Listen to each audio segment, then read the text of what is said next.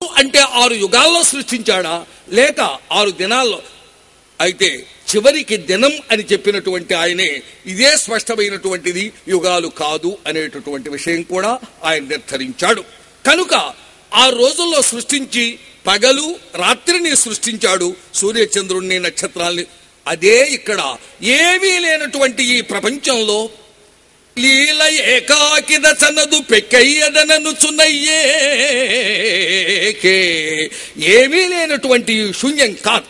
ఈ శూన్యంలో నుంచి అనేక విధములుగా సృష్టించాలి అని ఆ భగవంతుడే చంద్రుణ్ణి, ఆకాశాన్ని, సూర్యుణ్ణి, ఈ భూమిని సృష్టించినట్లుగా ఛాందోగ్యోపనిషత్తు స్పష్టంగా తెలియచేస్తూ ఉన్నది.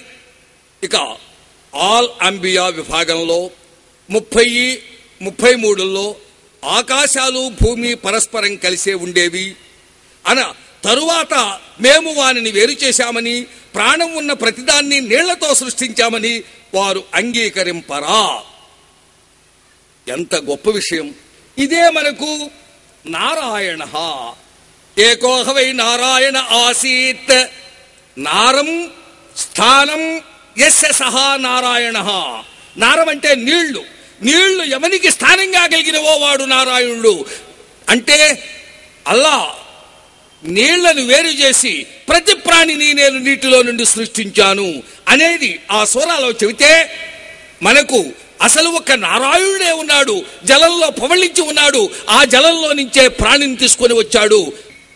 ఆ విధంగానే ఒక్క విషయం మనవి చేస్తాను. మానవుల పట్ల అల్లాహ్ ఎంతో కరుణ గలవాడు, వాత్సల్యం గలవాడు. ఆయనేమి మీకు జీవితాన్ని ప్రసాదించాడు, ఆయనే మీకు మృత్యువును కలిగిస్తాడు, ఆయనే మిమ్మల్ని మళ్ళీ బ్రతికిస్తాడు అని ఉన్నది. దీనినే దేహినోస్మిన్ యథా దేహే కౌమారం యౌవన జరా తథా దేహాంతర ప్రాప్తి ధీరస్తత్ర న ముహ్యతి. అయ్యా పేర్లు చూడండి, భగవంతుడి పేర్లు ఏమిటో. శివ, శంభో, శవం కరోతి, శుభం చేసేవాడు. విష్ణువు అంటే సర్వవ్యాపకుడు. కనుక సత్యం ఎప్పుడూ ఒక్కటే ఉంటుంది తప్ప భిన్నమైన ఉండవు. పరోపకారాయ పుణ్యాయ, పాపమే ఇతరులు ఏ మతంలో అయినా సరే ఆ మతంలో తన మతం వారితో ఎవడైనా జీవిస్తాడా? సర్వమానవులు కలిస్తేనే జీవయాత్ర సాగేది. హిందూ మతంలో యుద్ధాలు దేవుడి పేరుతో రెచ్చగొట్టినా, జిహాదులు చేయించినా చచ్చినటువంటి వాళ్ళు సామాన్యులే, అనుభవించినటువంటి వాళ్ళు చక్రవర్తులే. సామాన్య మానవుడికి ఎవడు కావాలండి? ప్రశాంతమైనటువంటి జీవితం కావాలి, ప్రశాంతంగా నిర్మలంగా జీవించాలి. కనుక అందరూ కలిసి హాయిగా జీవిస్తే అదే ఆనందం, విడిపోతే అదే దుఃఖం. దయగల హృదయం భగవన్ నిలయం. ఎక్కడున్నా సరే దయ ఉన్నట్లయితే అదే భగవంతుని యొక్క స్థానం. కనుక భగవంతుడు ఒక్కడే. మొట్టమొదటే ఒక వ్యక్తి పారారు, ఆయన దేవుడొక్కడే అనేటటువంటి పాటతో ప్రారంభమైంది. కనుక ఈ విషయం ప్రతి వ్యక్తి నమ్మి తన మార్గంలో తాను వెళ్ళిపోవచ్చు. మా కాలేజీకి రావటానికి శ్రీ విశాఖ నేను ఇప్పటికి కూడా ఇంకా ప్రిన్సిపాల్ గా చేస్తూ ఉన్నా. ఆ కాలేజీకి వచ్చేవాళ్ళు ఒకళ్ళు తూర్పు నుంచి వస్తారు, ఒకళ్ళు పడమటి నుంచి వస్తారు, ఒకళ్ళు ఎటు వచ్చినప్పటికీ చేరేది అక్కడికే. మనం అందరం ఎటు వెళ్ళినా ఆ దైవ సాన్నిధ్యానికే చేరాలి.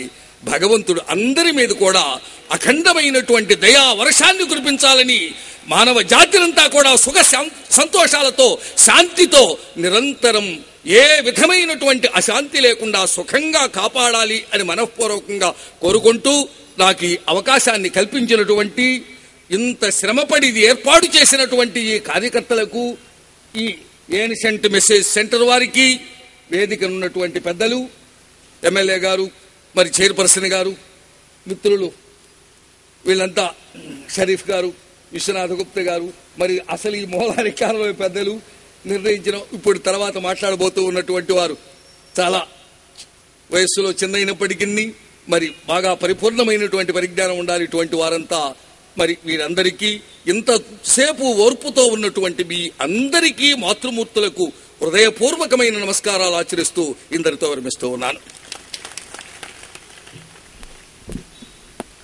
హిందువులు మరియు ముస్లింలు ఎలా ఒకటి కాగలరు అనే అంశంపై శ్రీ మొవ్వా వృషాద్రిపతి గారి ప్రసంగం మీరు విన్నారు.